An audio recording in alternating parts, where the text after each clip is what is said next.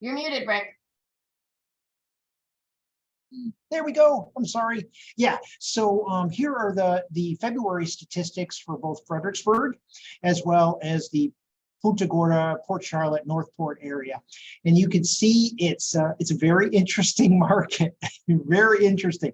Look at how low our inventory of new listings is in Fredericksburg. This is what Vin was saying. There's just nothing out there, and it's really low.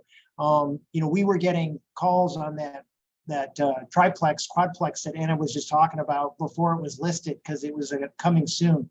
But there's just so little inventory, and people are hungry. But if you look at the closed sales on the far right-hand side for Fredericksburg, comparing it to January, it's up 18%. But compared to year on year, February of 2022, it's down 21%.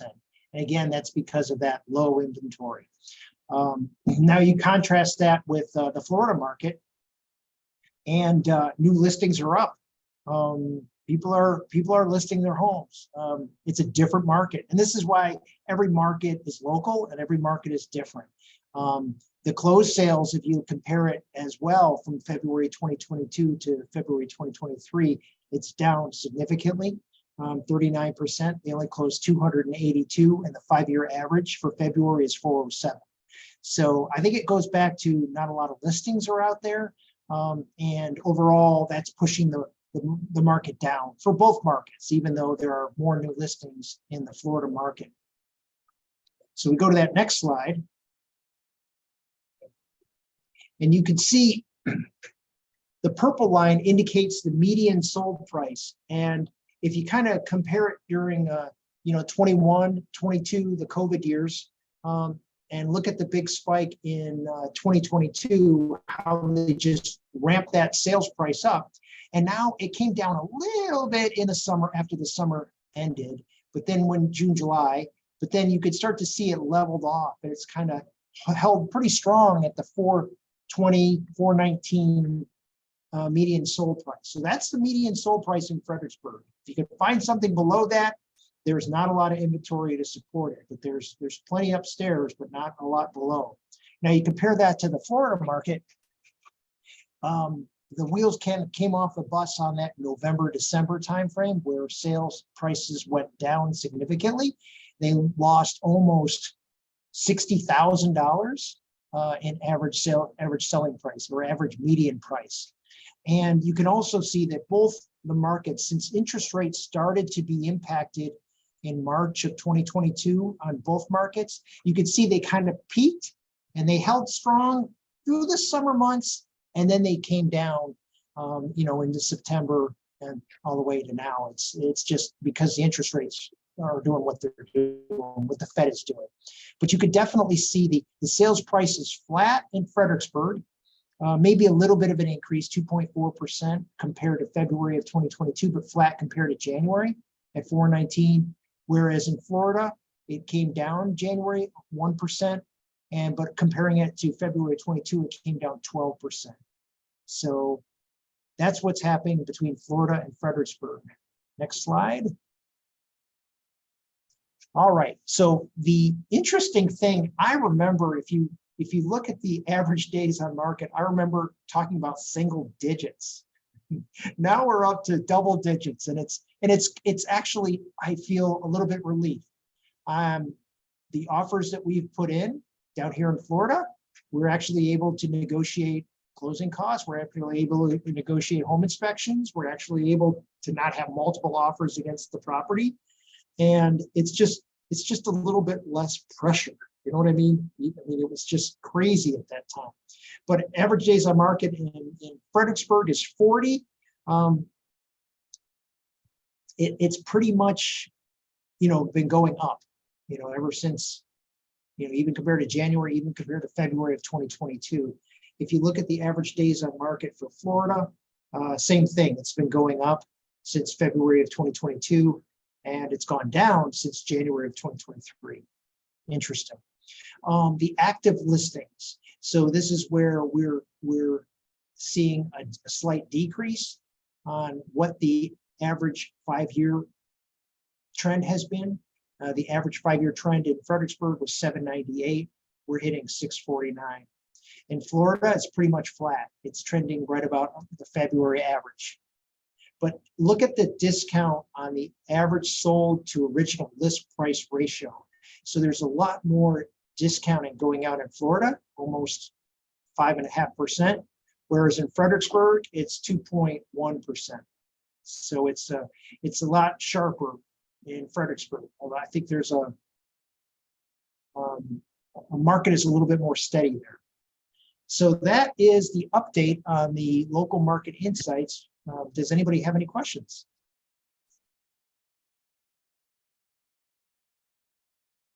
All right, wonderful. Okay. Ready for the drum roll for Adrian? Yes. Drum roll, Adrian. Are you all set? Yes, and my other device can screen share. Do what? My other device, I'm able to screen share. Yes, I actually have you multiple can share at one time. You want me to go now? Let me introduce you. Okay. All righty. So this is Adrian Smude, and he is actually the best-selling author of How to Buy Mobile Homes. Okay. He also has an education company called Lifestyle REI, like he has on his shirt, and helps people become successful real estate investors. He has a passion for sharing his rocky journey. So he also rose above dyslexia. Rick had that problem too. So and to find purpose. He lives in Plant City, Florida. And in his book, you can actually follow that journey from an evicted tenant to a profitable mobile home investor. And it allowed him and his wife to retire at 29 years old. So here's Adrian, and I'm sure he will share also about his book and things too. So we are happy to have you. Welcome, Adrian. Thank you. Awesome. Let me get the screen share going. I love that we got through the technology. We're going perfect. All right, awesome. Well, thank you for having me tonight. And as you said, already told people, Lifestyle REI, this is my education company. And I want to quickly share what the mission is with Lifestyle REI. It is to bring sunshine, joy, and happiness in your business, your life. I'm teaching from my success and failures, passing on the information I've learned from my mentors. And then lastly, I'm a platform for my friends that run very successful real estate businesses, but are not out there teaching.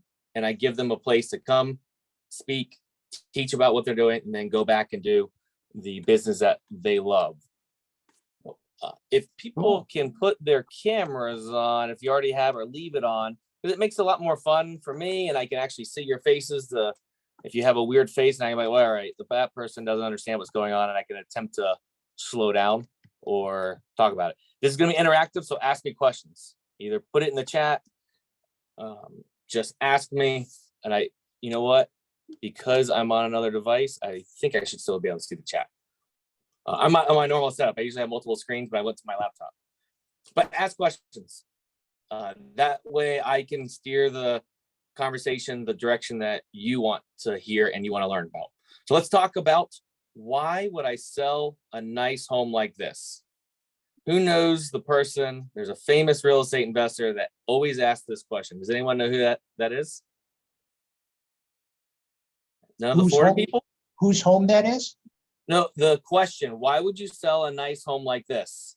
There's a guy from Madeira Beach that asks this question all the time.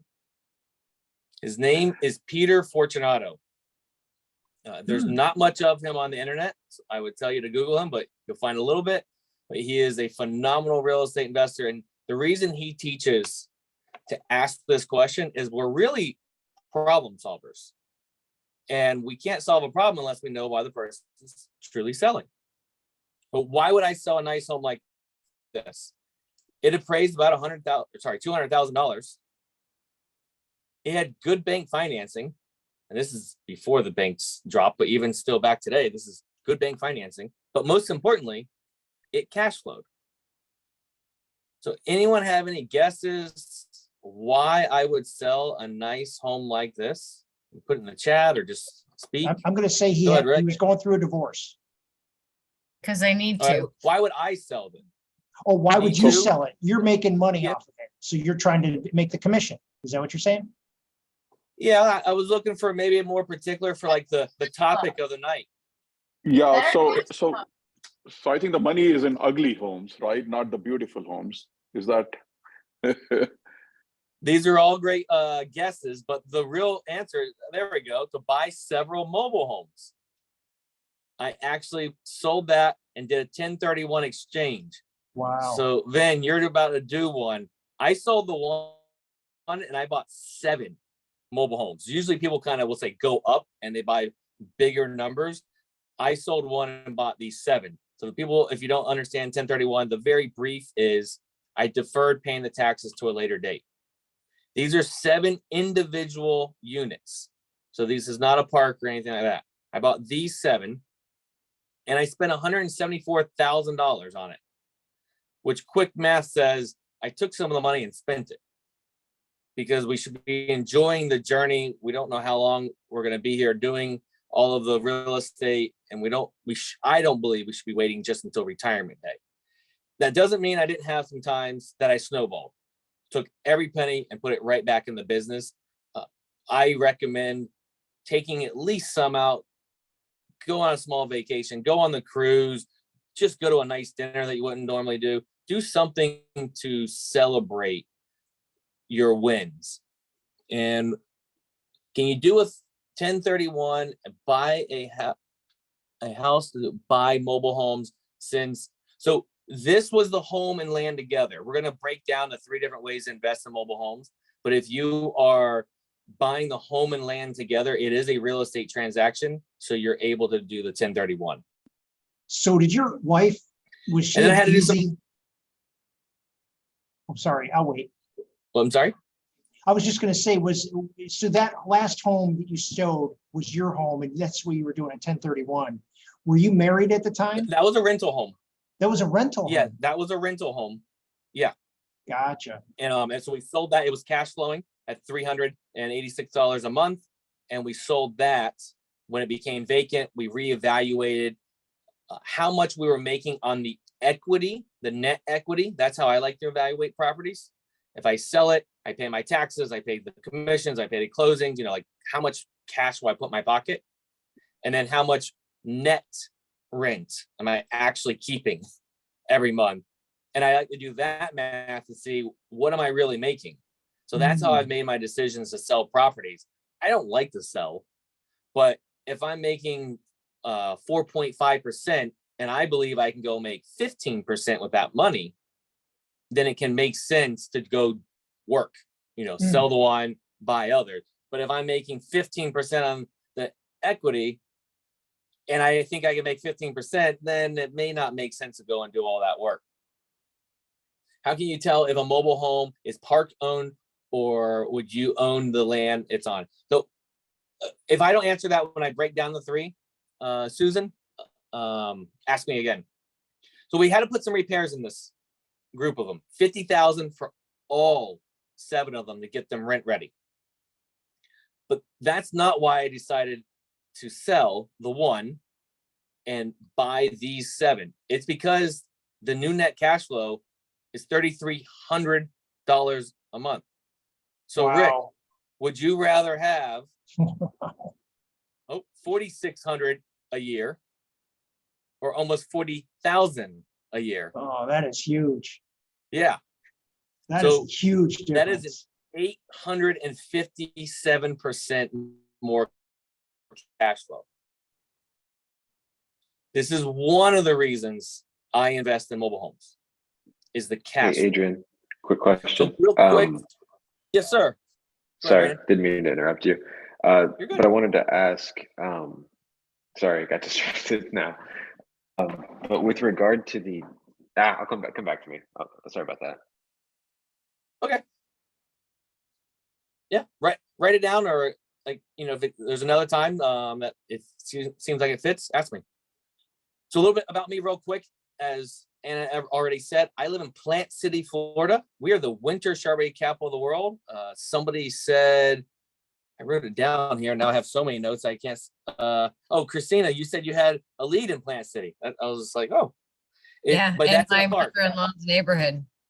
Yeah, it is in I a bet park. you that's the one just north of I-4. Yes. There's a really big park up there, Is it and it's just north of I-4. But we are the winter strawberry capital of the world. Country Meadows? Sorry. That might be it. So I don't do a lot in parks, which I'll explain. But we have a lot of them around here. We just finished this Winter Strawberry Festival. That was Monday. It's actually bigger than the state fair. You can see the pictures there of my parents. My little brother's the one in between, and the other one is me. I do have a bigger brother, but I couldn't find another picture that had us all in it. One day I'll dig that up. But I grew up again in Plant City with what I thought was a normal family, middle class. We weren't spoiled. We didn't have everything. And one night I though heard a lot of loud screaming from my parents' bedroom. I was probably 8 or 9. You know, I did the whole crawling because for some reason that is quieter when you're 8 or 9 years old. And I started listening in, and the topic was about money, and it wasn't good. Never really realized that there could be money stresses, but later I found out we had a stack of credit cards like this, like an inch thick, that were all maxed out. And then one night at dinner, my parents let us know that we're filing bankruptcy. And to this day, my mom does not say the word bankruptcy. She will say the B, because it's embarrassing. They brought us up to have high integrity, which meant we were going to pay the bills that we said we were going to pay. Like it or not, you know, life goes on. I end up moving out about 18. I went to, so there are some Florida locals. I went to Brandon, Florida. So that's right where I-4 and 75 kind of meet for everyone that's up in Virginia. And rented a house with my friends. And the short story there is we were terrible tenants. Here's a few of my eviction notices. And these are eviction notices for parties like spaghetti wrestling, mud wrestling, pudding wrestling, parking a motorcycle in the living room. This is the other reason I like the cameras on, so I can see everyone's faces whenever I talk about all these wrestling parties I have. You are a bad boy. Again, we were terrible tenants. Oh yeah, you do not rent to 20-year-old Adrian. You do not. But what that did though, is we were being evicted again, and I'm a problem solver. So I bought a house and moved all my friends in. So I learned what the landlord side was about, but I did something really smart without fully realizing what I was doing. Is I took my friends, moved them in the bedrooms, and divided my mortgage up amongst them. And I lived for free. Yeah. And that was really cool as a 20-year-old. So I said a few years later, all right, I'll do it again. Exactly. House hacking. I didn't even know that was a thing. Again, a few years later, I'm going to do this again and I'm going to make money. The bank said, all right, well, this time you're actually going to lose a little bit of money every month, but it's okay. Real estate goes straight up. You'll refinance in a few years. You'll get out of this ARM, which I didn't know what that was, an adjustable rate mortgage. Well, a few years later, when I went to go refinance, it was too late. Real estate didn't go straight up. And you can see there, I bought it about the top, and then I sold it about the bottom. This was a ding to my credit, obviously, a ding to my ego, but then it was also embarrassing because it brought back the memories of the bankruptcy. But something else here, as I hadn't worked in 6 months, but the most important lesson I learned, and I really realized it years later, is I didn't lose this house because I bought it right and I was renting it right. There wasn't a negative cash flow. I didn't have to rely on the bank to do something for me years in ahead. This one rented right, and I could still live 6 months without a job. And I was eating very cheap. It was a lot of ramen noodles and tuna, but I still survived and didn't go into more debt. So keep fast forwarding. I ended up finding a REIA just like this. I fell in love with the speakers, like myself, or networking, like you have the fourth Thursday. I love the networking part of REIAs. And that's where I found out about mobile homes. Sorry, my slides are moving a little slow. Do you see the house or the mobile home? There it goes. Okay. Mobile home. All right. So my first mobile home, there was a girl at my REIA, Jessica, and she told me, I heard about mobile homes, but I really hadn't made it my focus at all. Jessica said, my broker has someone that needs to sell their mobile home. Do you want to see it? I said, yeah. At this time, I was very frustrated and I was uncomfortable being comfortable. So lived in a nice house. I could get by. I mean, we could have just worked forever and been fine, nothing extravagant, but had that month to month middle class life like most people have. But I was frustrated. And I wanted more than that. I knew that there was something more. So I took the chance. I bought this 3-bedroom, 1-bath, 1965 single wide with the dirt. So the home and land together. I didn't know a whole lot. There was no formal education I had taken on it. I made some mistakes. I spent $16,000 on this home, but cured my mistakes, asked for help, got some guidance, and then I rented it for $475 a month. Those numbers are pretty good if you get your financial calculator out. Today, it's rented for $720 a month, and I haven't had to put but a few $1,000s in it. That's how I got hooked on mobile homes. I keep buying more mobile homes because I realized this great cash flow. And then I slowly have switched, and now I only own single unit mobile homes with the land. That can be a double wide or single wide, but I'm saying like one unit, not parks. And I don't own any within parks. I have owned them within parks, but I like the land with the home. And then as I started speaking around at some of the local REIAs, sharing, then I started traveling, speaking. That's when I did write the book that Anna mentioned about investing in mobile homes, because I want to get more information out there faster. But the real success from buying and renting the mobile homes has given me the freedom to travel around the country, the freedom to be where I want, when I want, with who I want. And that's what real estate really gives. And I believe that's what most of us are after. We just say it in different words because we have different goals, but they usually fit in those 3 buckets. So let's talk about mobile homes. I want some feedback here. Just put it in the chat or scream out, unmute yourself and tell me which one is the mobile home, which is the manufactured home, and which is the trailer. Trailers left. Mobile Okay. home is the second one. And the manufactured home is the green one. Okay, and then we have they're all mobile homes. Yeah. Great guesses. I think some of you are technically right. My answer is, if I am buying, they're all trailers, because trailer sounds cheap and it brings the value down. But if I'm selling or if I'm renting, they're all going to be manufactured homes because it sounds stronger and more expensive and better. Our words matter.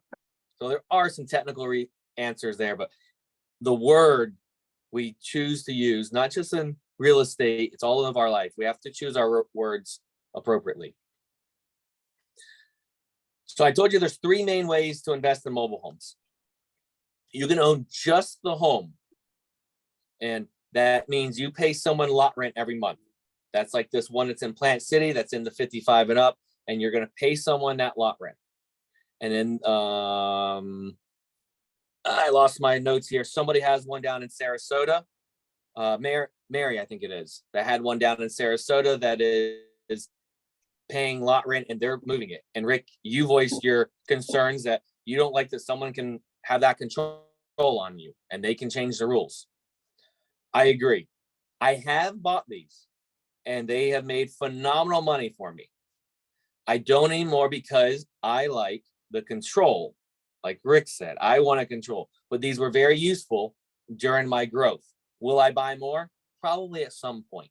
Somebody actually brought me a package of 10 of them within a park.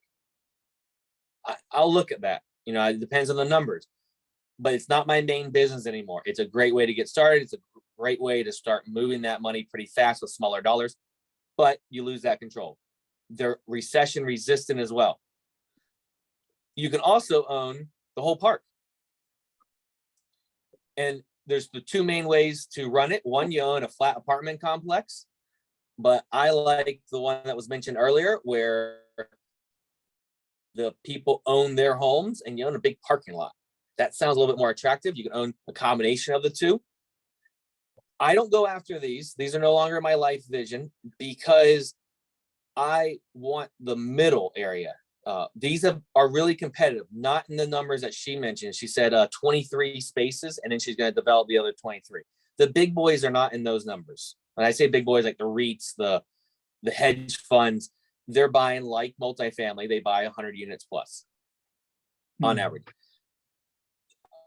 I like the single family mentality person because typically they like privacy over services, and people that live in multifamily typically like services. There's a need for both. My personality just goes towards privacy more than services. So that's one reason I chose to not invest in them. That doesn't mean I don't put money in them. I'm looking at putting money in a syndication right now in Lakeland, which is in my market, in a mobile home park. I just am not the person to run it. These can make great return on their investment. They're still recession resistant, but you just have to know what you're getting into when you get into a wobbly box farm. I stick to the middle. As I mentioned, one unit with the dirt. So Rick, we get all the control because we make the rules. We own the land. And it's this forgotten middle space. I don't know why it's forgotten. I've talked to investors that have been investing for 20, 30, 40 years, and they've done one, two, or not many of these. They're all over the country. They're in Alaska. I don't know why they've gotten forgotten, but they have. They're not typically in the big cities because the big cities want tax dollars and they can make a lot more money with a taller building. I stick with these recession resistant and they're great ROI. Why do I keep saying recession resistant? Anyone have some ideas? Not all at once. Because lower income people could be, moving into these, and then they would be able to, they're more affordable. How about that? Yeah. They're more affordable. That, Cheaper and it's custody. timely given that there's a recession inbound. Exactly.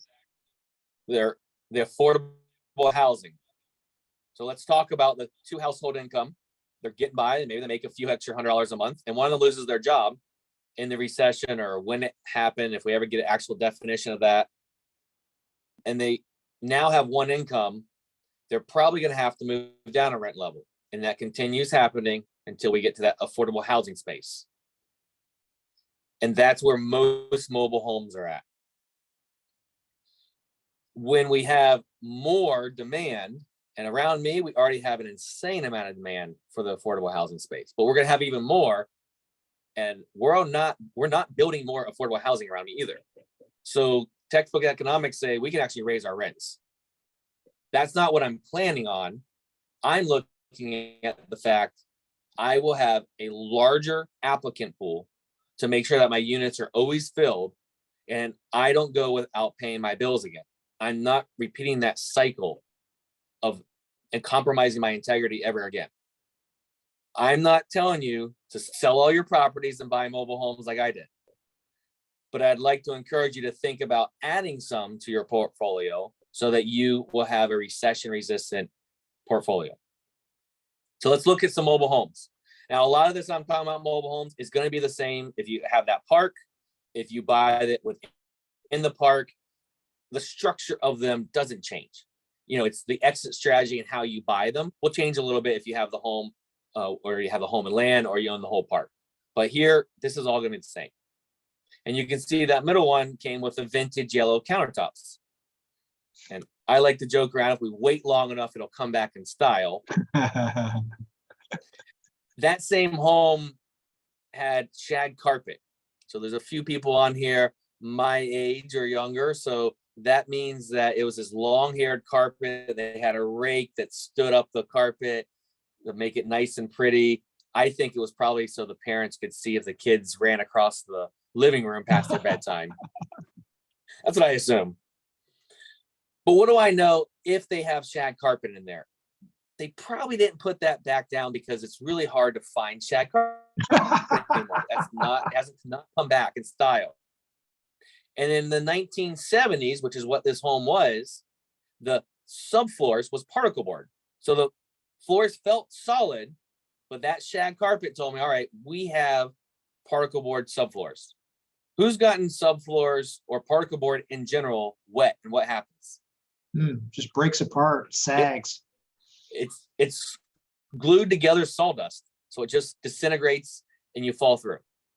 So I had to make sure that I had that in my budget to replace all the subfloors, because I know that is probably going to happen sooner than later. It's not that expensive. It's not that hard to even work on them and do that, but it sucks if it's not in your budget. So you got to know these little things. It's not very different or difficult to work on mobile homes. You just have to know the little nuances that are different. So let's look at a 1980s model. They have a different plumbing. It's basically the gray PEX. So this is Jimmy. We were walking in properties and we were talking about the 1980s had this gray PEX plumbing. It has a different name, but just compare it to the blue and red of today. The difference is those joints fail. There's no if, it's when. There was a class action lawsuit, they fail, and it leaks. So now if you see any of that gray plumbing, you've got a budget to replumb the whole thing. They make these in factories, don't forget. So they're not that difficult to work on. They build them very efficient for running the plumbing. But again, it's not that fun if it's not in your budget. And it can help you with some negotiating. So you've got to have that in there. I don't teach people how to go and replace everything. I teach people what to look for, find the right contractor, and let them do what they're good at and live their life. Now, I know you're thinking, this is who lives in all mobile homes. It's all trailer trash, music videos, and you think that every little boy and girl is born with a tall boy natty light. And it's a fun stereotype, but it's not always true. Who lives in most of my properties is the blue collar, handyman, and handy woman.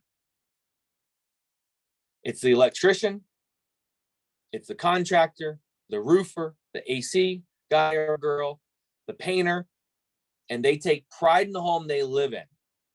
It's not uncommon that we drive by a month or so after we rent someone the property and they spruce it up, they've gardened, they take pride in the home they live in. So have we busted the myth that it's not all trailer trash? I want to make sure I bust at least a few myths here tonight. Are we good with that myth that it's not all trailer trash? Shake some heads. All right. I'm not sure. So next, let's talk about marketing. Once we figure out where we want to buy the property, we got to do marketing. Like everyone has to do marketing. And we don't do marketing any different. I'm waiting for my slide here. This is a pretty big delay. There it goes. All right.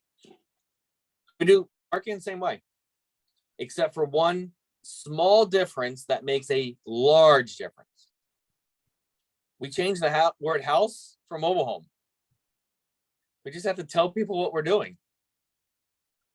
So no matter what marketing you're doing, letters, signs, Google AdWords, postcards, door knocking, all of it can work if you say mobile homes.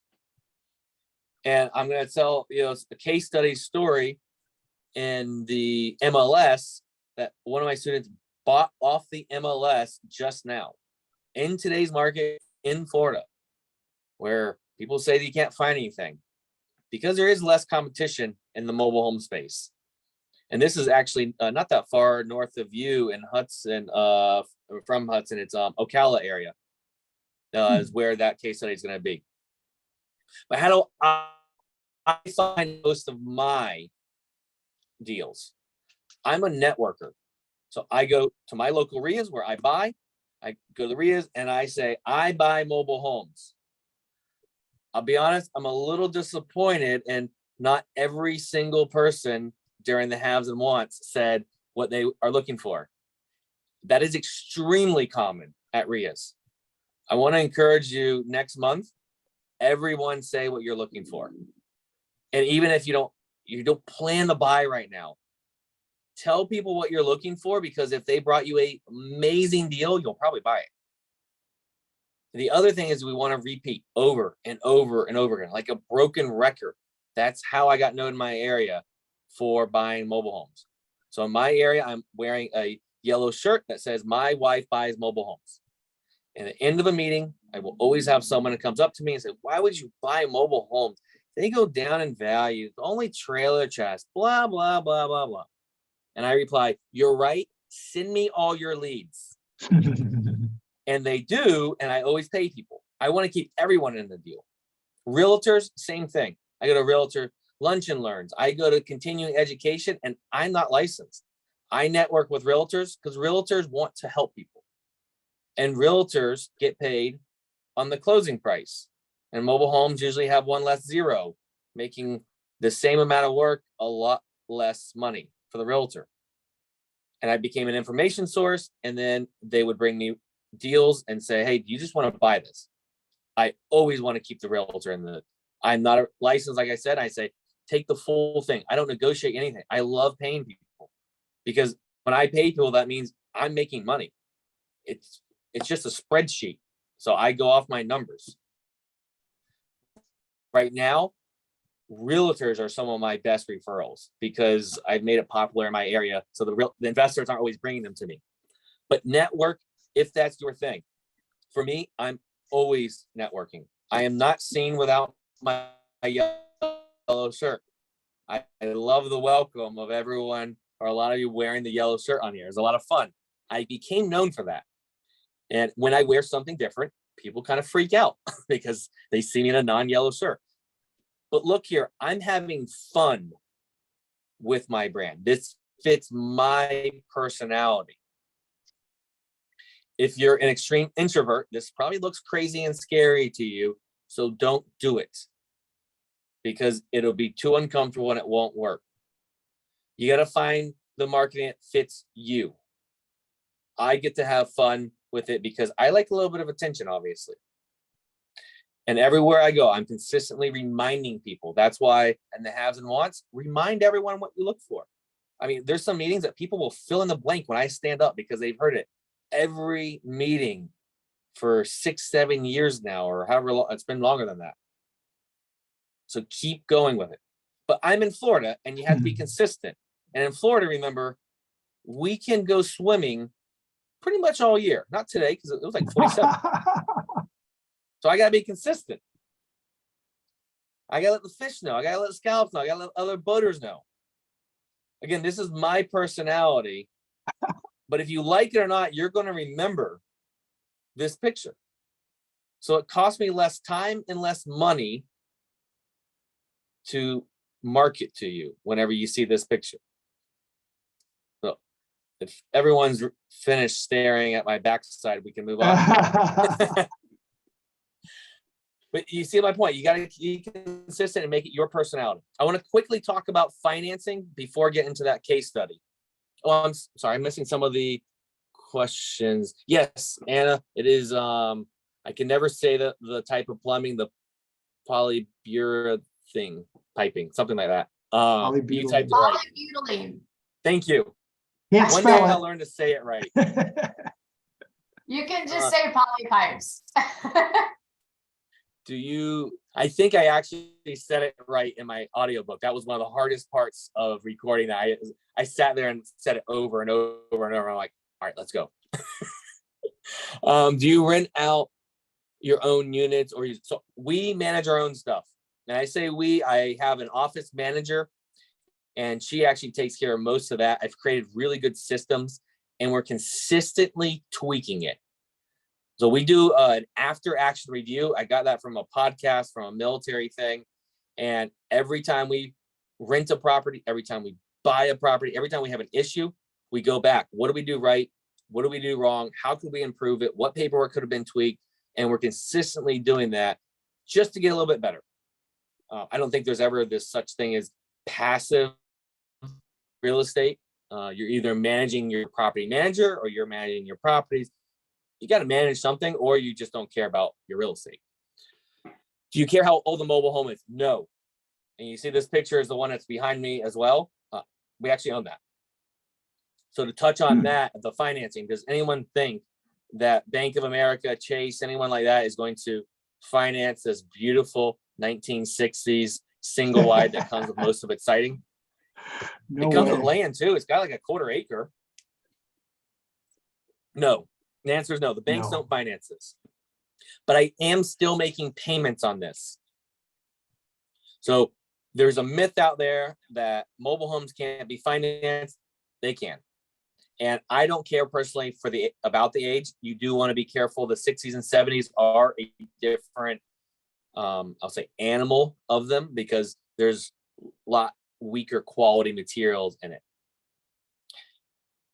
The topic of financing them is very, I'd say simple, but it's a very big topic because I've never financed 2 mobile homes the exact same way. So it can be financed. That's really what I want to touch on, because there's a lot of pieces going to it. I love the non-bank financing world. There are ways to finance them, with some of them with banks, not this one here. Question: how can we tell if the mobile home we buy is on its land? So if it's on its with land, it's going to be found in the property appraiser. So if you look up, you said America Cove and St. Petersburg, I would go to the property appraiser. If you can find it there, it's going to be the home and land. Now you might find the big parcel, which means it's going to be the mobile home park. That's the quickest, easiest way. So they do have these co-ops, which I'm honestly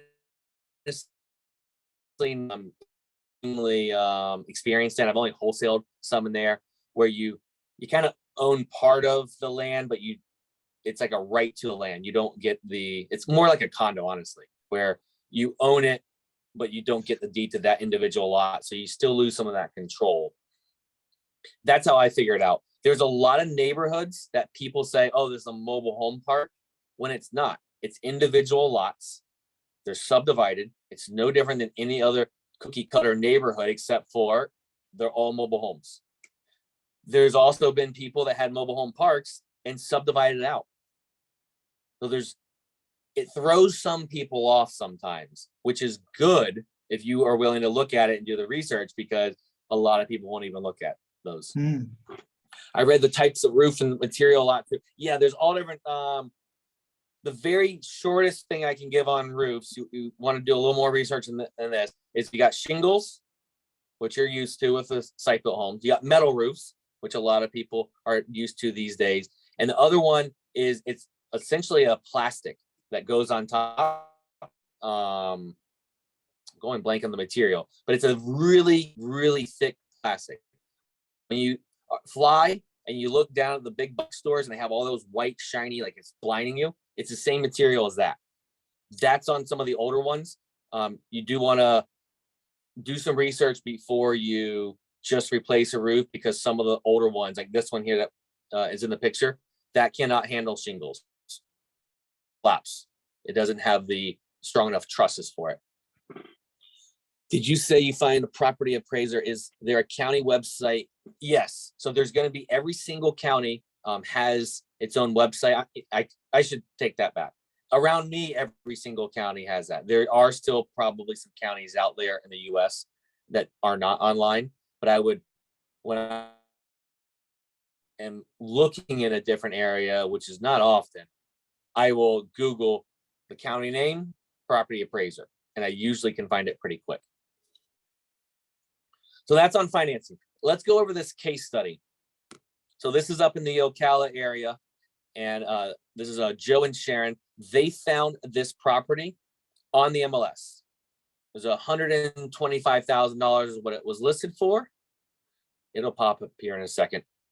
And they are very fast and diligent. They look every single day, and they go to the property that day or maybe the next day. They're usually saying, I'm ready now, when they go look this up. They're not waiting around for it. So this is about a 1/4 acre of land. It's a 1984. It's a double wide, a 3-bedroom, 2-bath. And that's where they found it. Now, they do some rehab to it.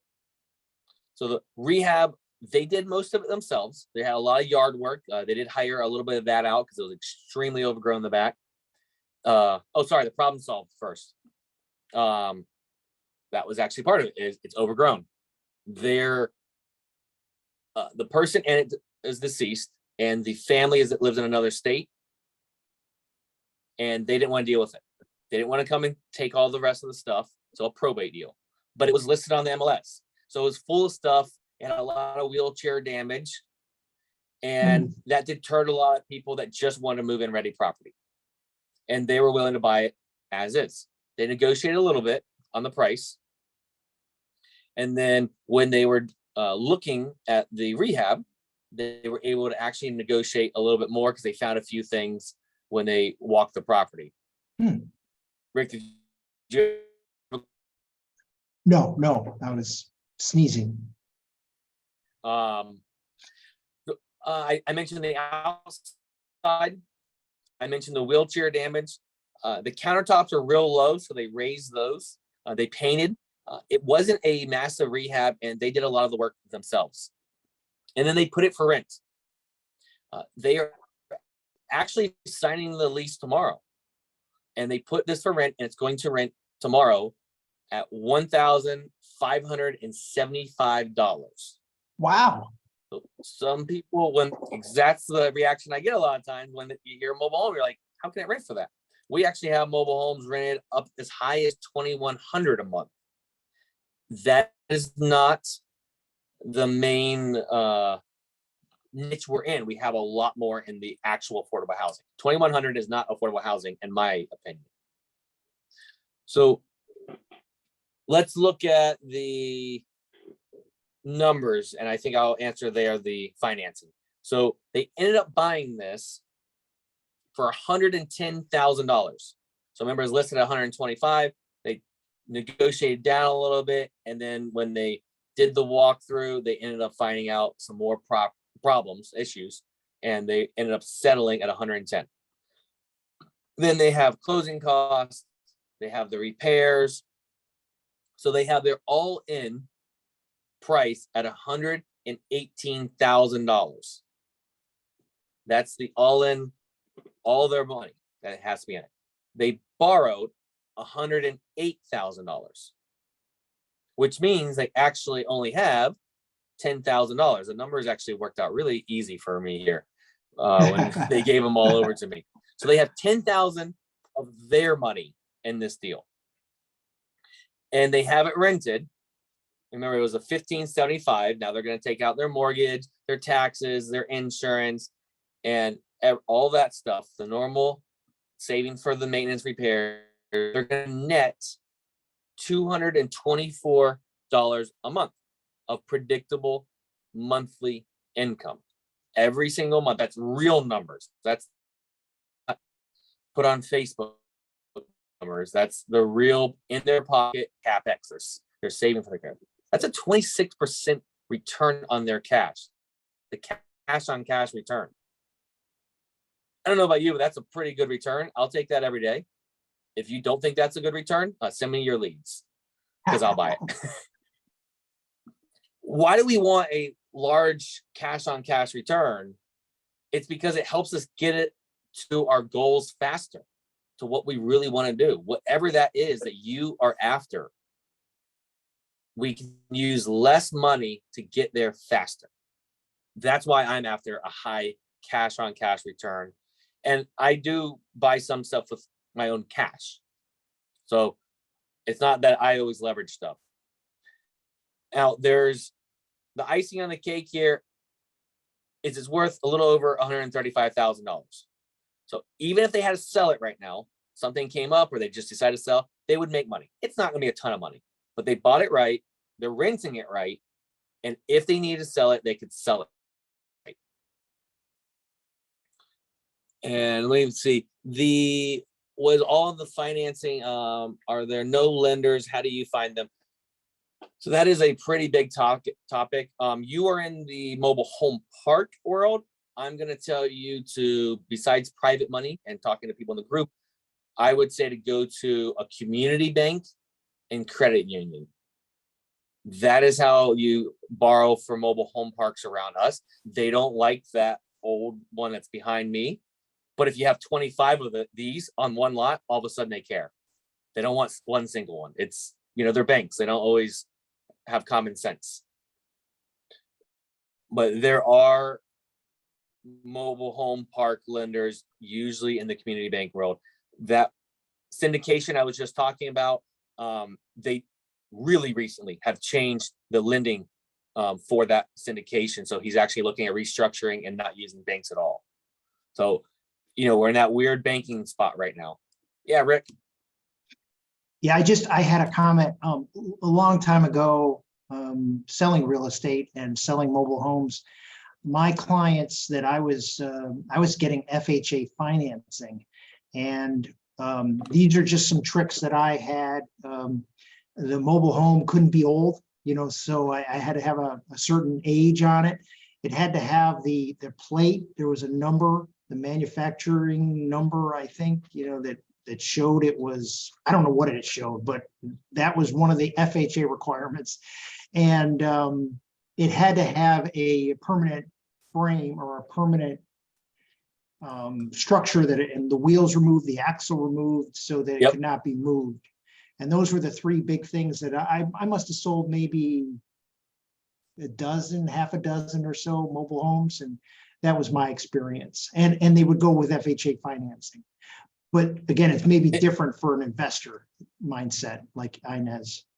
And that's pretty much across the board what I hear. I always tell people to go and talk to the banks, especially right now, because it's changing so much. But you are right. If you are buying it as an investor to rent out, the requirements are a little bit harder, but everything you said is pretty in line. There's a magic date for the mobile home world. It's 1976, June 15th, 1976. And that is the year and date that they started that plate you're talking about. It's essentially when HUD got involved and said, hey, we're going to have a standard for these things. Before that, there wasn't really a standard at all. Right. And they built them really cheap. They kept the cheap material for a while. Today, they're built out of really good materials, same material as any house. What do we learn from all this? We learn, if it moves slowly, what we learned is mobile homes rock. I mean, I'm biased, but I think they rock. They allow us to be where we want, when we want, with who we want. And so Sharon, Joe, they're going with their son right now to Texas. Well, not this minute. I think it's Saturday because they're signing that lease. They self-manage all their stuff. I call this lifestyle freedom, to go with my brand. It's controlling your time, essentially. Some people call it financial freedom. When you control your time, that's really what I believe we're after. That's what I'm personally after. We got another one here. And this is my buddy, Mark. I mentioned him in Jacksonville, Florida. And when this picture pops up, there it is. That's his daughter, Harmony. And she is looking at this thing, what probably a few of you are thinking, what are you going to do with this thing? And I look at that, I'm like, I could turn that into a rental.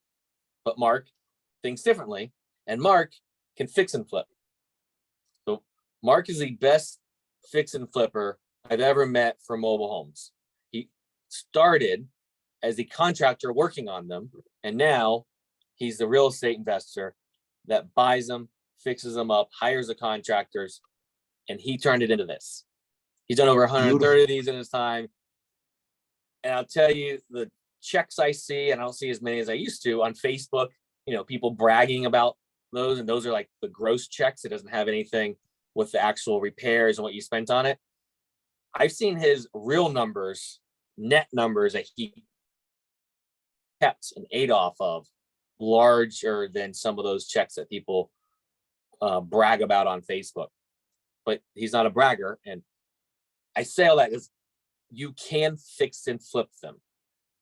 It's possible. I don't really do it, but it's there. That's one reason I bring Mark in to teach how to fix and flip, because I don't know how to fix and flip.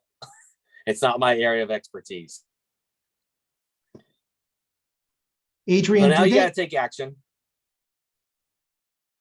Sorry, I'm sorry to interrupt you. I was going to say, Go ahead. do you, I mean, I assume they have to get permits, building permits, or is that kind of like under the radar? Because a lot of these homes are in rural areas and they're set back from the road, or what's been your experience? Are you getting permits to get them fixed up? Or do you just run through the Well, shadows? Because you read a disclaimer earlier, it's going to depend, basically. You know, if you are selling it, yeah, you're going to want permits because you don't want to deal with the problems at closing with the bank. Okay. If it's a rental and it's down a dirt road, off of a dirt road, some people make their decision to not pull permits at all. Some counties around me actually don't require permits for the roof of a mobile home. So there are sometimes a little bit looser things. We make the decision. We've pulled permits when we didn't have to, because code enforcement was already after the neighbor, and I don't want problems. I don't like headaches in my life. I like to prevent headaches as much as I can. So it depends is the answer. Okay. But you can fix them up either way. And there are permits, obviously, for them. So taking action. If you watched everything tonight and you're still on here, so you have some interest and you don't do anything with it, this is just entertainment. And I'm not an actor. I don't make money like actors do. So you need to take action with what you learn. I want to go over a few of my favorite quotes when it comes to taking action. And the first one here is: the price of inaction is far greater than making a mistake. Well, I am pretty good at watching lots and lots of people and finding the commonalities of them. I've learned that that's one of my strengths as a human being. And I have found that very successful people that I look up to, they take some action and they stumble forward, they get up, they ask for help, and they do it again. They stumble forward, they fail forward, they get up, they ask their guide for help, and they keep repeating that forever and ever and ever. So you've got to take some type of action. If not, you can't ever learn and get better. You just sit in the exact same spot in life. The next one is: where you are a year from now is a reflection of the choices you make today. Relatively well, if you have a system for it. You know, if you need an extra $100, some people have that right away. Some people can find that within a few weeks, a few months maybe. But time is much harder to budget if you don't control the time. So if you take action now, then you can control your future of the time. So it's a very delayed thing, which is why some people don't end up doing it. But you are making choices now for the future. And then our last quote: your action proves your faith. If you're not doing anything, you're pretty much saying you don't believe it's possible for you. And the old saying, if I can do it, so can you. The book I wrote, and I already mentioned that I'm dyslexic. I learned that while writing the book. I was in remedial classes through all of school, but didn't know I was dyslexic. So if a dyslexic guy can write a book and read a book, which by the way is one of the hardest things I've ever done in my life, read a book out loud, so I read my audiobook, and a dyslexic guy can buy mobile homes, so can you. I used to make fun of some of these sayings, but more have I grown, they're very, very, very true. So you can do this too. Like her, she took action and fix and flipped 6 within the first year of being in mobile homes. Imagine what it did for her 2 daughters. Now replace yourself there. You have to take this action to be able to get further. So because it's St. Patty's Day tomorrow, gold is always at the end of the rainbow, which is my audiobook. And I'm going to give you what I think is a phenomenal no-brainer deal. I'm pre-selling this. It's going to be finished editing by the end of the month for $6, which I believe is ridiculously cheap. But I'm going to go further with it, and I'm giving anyone that pre-orders it a bunch of no-brainer bonuses, a Q&A. We're going to do it probably about a month after it's released. So you read it, and then you write down all these questions while you listen to it, the audiobook. You listen to it, and then you will get on a Zoom call, and we'll answer questions. Next is going to be a new class I'm going to be putting together of how to market yourself like a pro. This is not just wearing the yellow shirt. Some of the notes, because I've been taking notes on this for a while, is going to be your Zoom background, about putting in the chat what you do, things like that, so people remember you. And it's not just for attention getters. I want to make sure that's clear. I have a lot of stuff that I've learned for the person that doesn't want all the attention, because it's about your personality. And there's going to be stuff in there that is cheap, free, and then of course there's stuff that you would actually have to pay for. But there's going to be a mixture of all of that in there. And then there's going to be a deep dive. It's going to be one of the properties that we bought during the 1031 exchange. I'm going to turn that into multiple hours, not just a few pages on the book. And a little secret here, one reason I'm giving these 2 away is these have been on my, like, we'll say, bucket list to build these classes for a while. And so I'm using anyone that pre-orders to hold me accountable, because then I have to create these and I can't put it off. That's awesome. That is the pure, honest truth. I love these topics, and I'm just using other people to hold me accountable. And then there are going to be for sale, but you would get these free. And then there's going to be a modular out of my walking a mobile home course.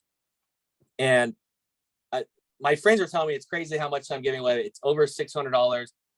And I started thinking, why would someone not pay $6 for this? And the only reason I can come up with is you think that there's no value there because it's $6. Those are usually like upsell scam stuff. So if you feel it's that way, whatever, I'll give you your $6 back and you can keep all the bonuses, because I believe it's legit, genuine stuff. I'm, again, a little biased. So how do you get it? You just go, my website is Adrian S360. You can scan the QR code there as well. What you'll do is there's a bunch of links there. You don't go to the events or the social media or my contact or anything like that. Click on book and then click on audiobook. And that's going to bring you to the page that allows you to buy it. And the pre-order sale is on my website, not on audible.com. It's going to be on Audible later, but that's going to be full price. I'm doing the pre-sale only within my website because it makes my life easy. Be honest, I don't have to learn all the other stuff. And for the givers of the group, if you have 10 people that you want to buy and gift the book to, there's a spot in the checkout that you click there.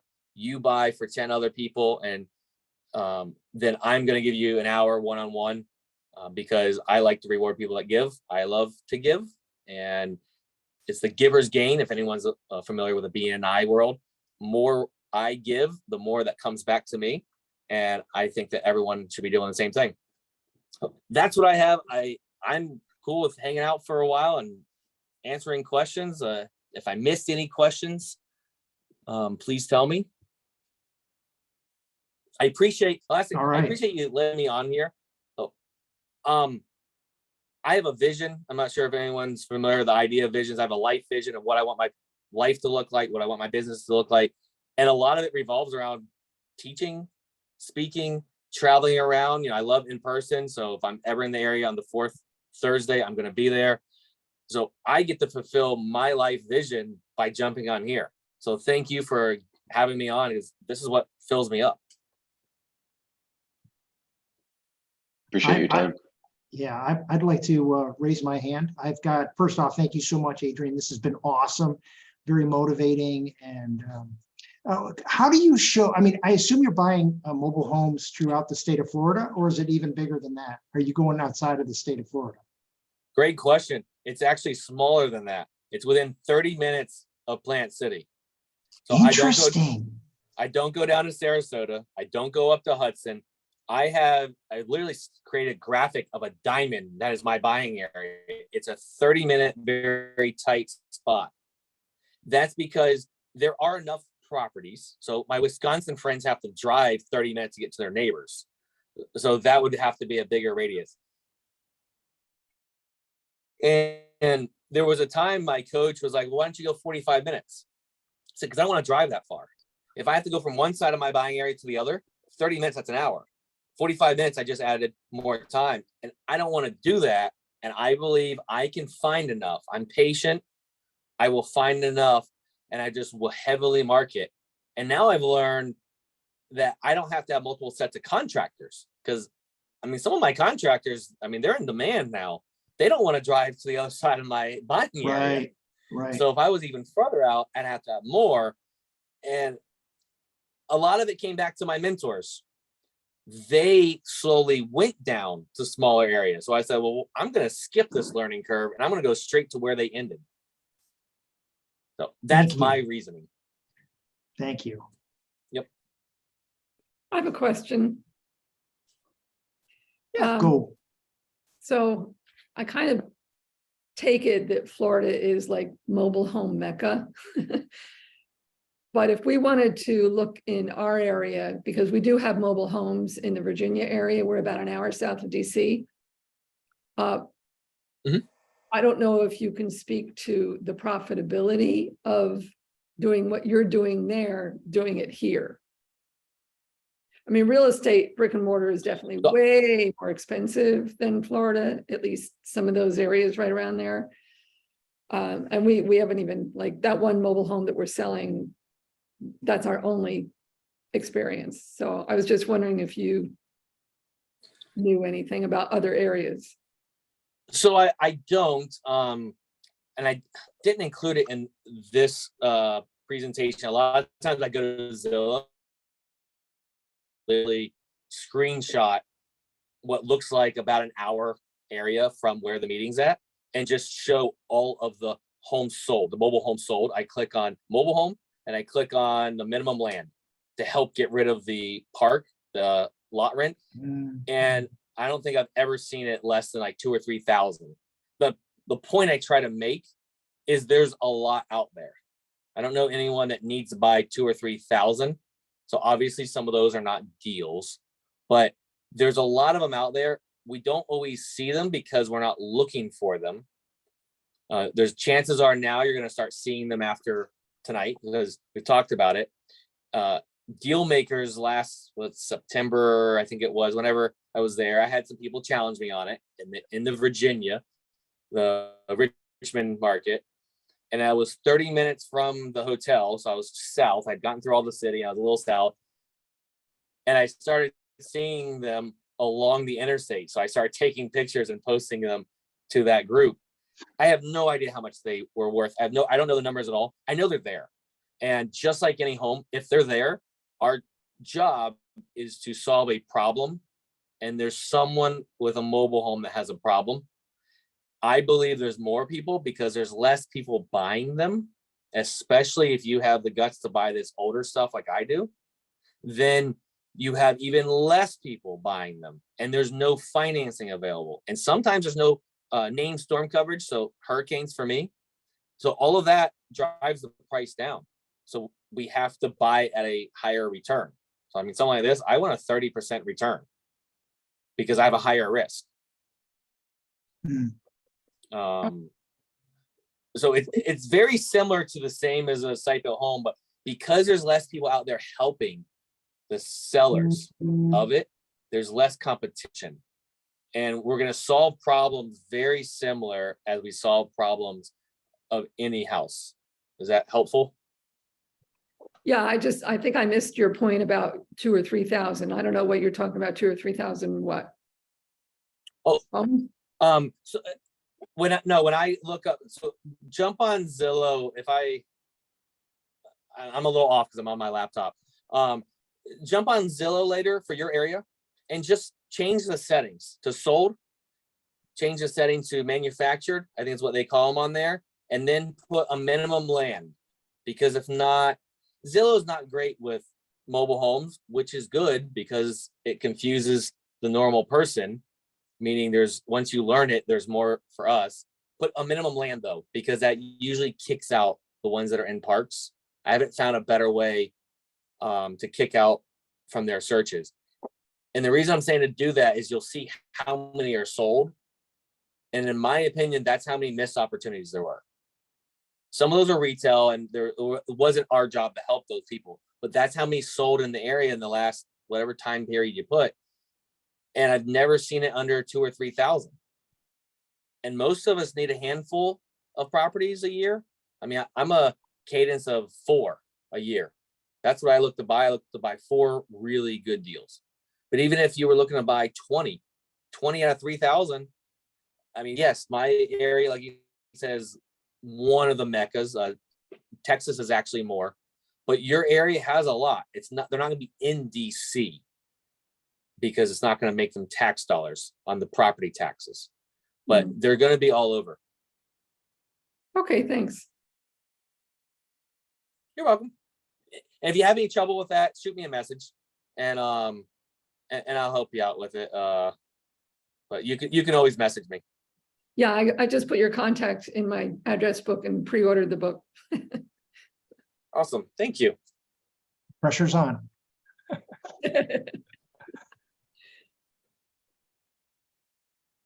Any other questions? Brandon, did you think of your question? I put it in the chat earlier for the question that I forgot earlier. It was regarding the 7 initial mobile home parks. I was asking if those 7 were in one single park and probably comprising of the whole park, or if it was like 7 across town on land, which has been cleared up by your sentiment throughout this, I think. Yep.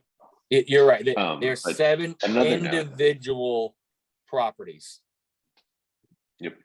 But another note, in Fredericksburg, as the rest of us are, I just went and did the sold setting on Zillow and found, for example, one mobile home that was sold in 2020 in our area for $125,000, and the news estimate is 308. So it's pretty insane.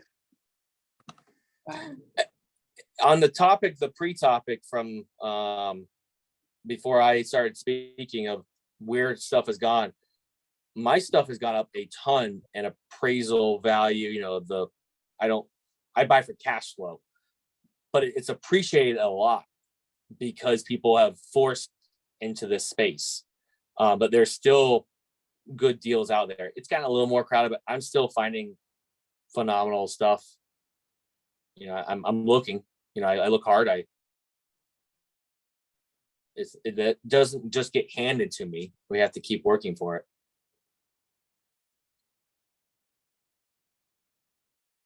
Do you prefer to buy just single mobile homes on land versus mobile home parks?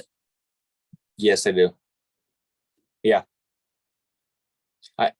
I used to look at the idea of a mobile home park, but I'm a very niched person. I have found my success when I do one thing and I do it really, really good. So my strategy is I will buy the singles. I will do really well with those, but diversification is important. And the way I plan to diversify, and I have already, is I diversify by giving my money to someone else that already has a really good system. They have the managers in place. I don't have to reinvent the wheel. And so this question actually came up. I was on Jay Scott's podcast the other day. It's coming out soon. And they talked about, would I put my money into a mobile home park, multifamily, or self-storage? Which one would I put in? If everything was equal, you know, the same brilliant person was managing, we didn't have any of that. And I chose self-storage because furthest from my asset class. is being as far away. And then multifamily would actually be number 2, even though I know mobile home parks really well. I mean, I can vet that easier, but it's very close to my asset class. And for diversification purposes, I want to be further. I actually don't even want to be in Florida. I want to diversify for locations, for hurricanes, for governments. I want to diversify as much as I can. I am looking at a mobile home park, though, to put my money in the syndication. So that's my decision of how I've done it. I don't want to run a mobile home park. I don't want to run any of these things. You just have to find out what fits your personality. I grew really fast with mobile homes. I got really fast, good success.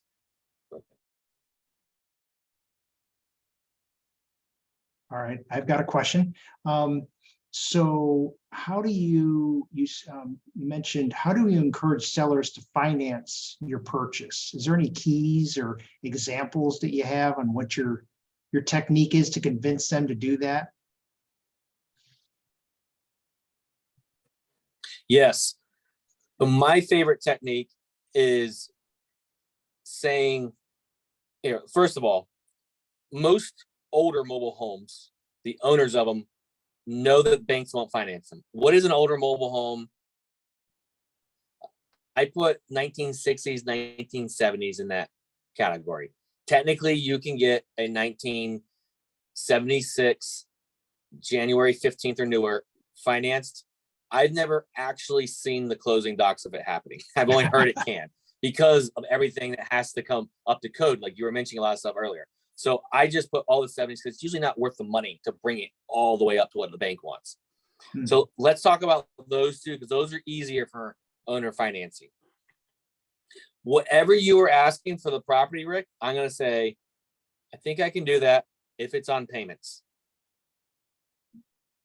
And I shut up. See how awkward and hard that long silence was?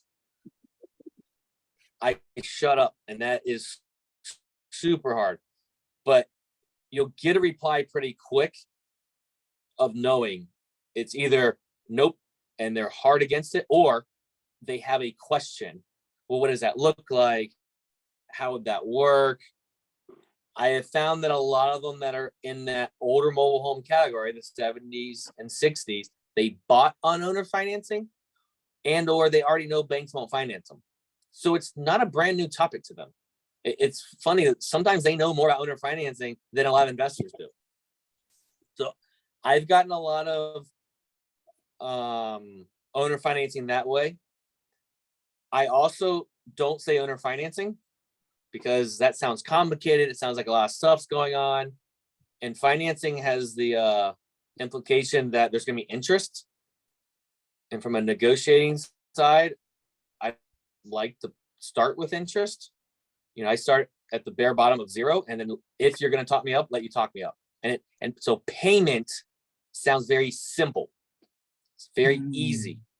And it doesn't bring up the idea of interest. So I have multiple 0%, including this one behind me. Interesting. Awesome. Thank you. And none of that for me personally worked when I was looking at site-built homes. Who knows in the next year or so, you know, as we're in a, you know, crazy, unstable market, you know, everyone's pitching all this stuff, but maybe that stuff's going to start working again. You know, banks have just been the easy route, and everyone's pushback that why don't you go to a bank has been right until now. So now people are going to have to learn the creative, the outside the box, you know, all this other type of strategies that no one's had to learn in the last 10 years. It's going to be a necessity if you want to continue buying, I think. Hey, Adrian, so you've spoken a lot about, I guess, kind of like lower quality ones, or, you know, the more rundown ones from the 60s and 70s. Not to be derogatory, just can't think of a better way to say it. Do you shy away from, like, I'm seeing on Zillow as I'm clicking around a lot of mobile homes that are on land that are newer in like the, you know, 1998 to the early 2000s timeframe. Do you avoid those and you specifically look for the 60s, 70s rundown ones to, you know, value add, or do you buy a mix? I will buy anything that the calculator tells me to buy. I'm a pure calculator cash flow. I say that I calculate in that my headache, and an older one causes me more headache. When I was growing, I needed these because I had big goals. I wanted to grow fast and make a lot of money fast. I wanted to replace the cash flow. So that's why I bought these. Today, I am buying more in the 90s. The newest thing I've ever bought is in 1999. I am making a lower return on my investment. But today, I can do that because of where I'm at. If I would have gotten some of those deals 3 years ago, I would have wholesaled them, took that big chunk of money, and then we went and bought something with cash. And 3 years from now, I have no idea what I would do with those because I don't know what position I'm going to be in, if I need more cash flow, whatever the thing is. So I believe we buy what we need at that moment in our investing career. I will buy in a year. I really will. When the newer ones, I have just found they're selling, the owner occupants become some competition in my area in the early 2000s. I honestly don't know why it's there. You know, the bigger banks typically say they'll go back 20 years. So it's probably something with that. But they become some of my competition. And I look at what the market gives me, and the market has been giving me more recently, the 1990s in that decade. But I am buying one of the worst ones I've ever bought. It's 1960 something. It's going to be one of the ugliest, worst properties I've ever bought, but it's going to make money and it's going to be a fun story. And I'm going to be able to help the seller. So it's like 2 years in the making. So it's what the market gives me. Cool. Thanks. Yeah, man. Well, is that it for all the questions? This has been a great session. Yeah, Thank you for this is having really me. good. Thank you. Now everyone can go get an early green beer. Thank you very much. This is great. You're Thank welcome. you so much, Adrian. I went ahead and pre-ordered your book too. So Awesome. When we send out this audio, Anna, we should mention that. yes, definitely. Awesome. Definitely. Thank you. So are you No. gonna have it come out in print too? So it's already out in print. March 6th was the 1 year anniversary of the print. And I just kind of put off doing the audiobook, and I recorded that a while ago. That was the absolute hardest speaking engagement I've ever had. I was in a foam box for 7.5 hours alone. And you have to smile when you speak because people can hear it. So I had pictures, goofy pictures of my friends printed up to have to look over. And, you know, being dyslexic, reading is not the easiest. So then I did not understand how difficult it was going to be, but I did it. And it was important to me to actually do it. Thank you. You're welcome. Thank you all. I appreciate you having me. And when I'm Yes, up in that area on a fourth Thursday, I'm stopping by. Sounds awesome. Sounds awesome. If nobody doesn't have any other questions, then we'll go ahead and we'll sign out. Any Yes. I other? got one. Okay. What local REIAs do you go to, Adrian? So today I am going to Polk County, which actually the meeting is right now. There's even a chance I jump on there after, but because I invest there, I go to some of the TB REIA, which is Tampa Bay TB REIA, not Tampa REIA. So there's two. So we're like the REIA mecca in the Tampa area. When I was massively growing, I was going to 4 to 8 a week every single week, which meant I was going to some breakfast, lunch, and dinner days.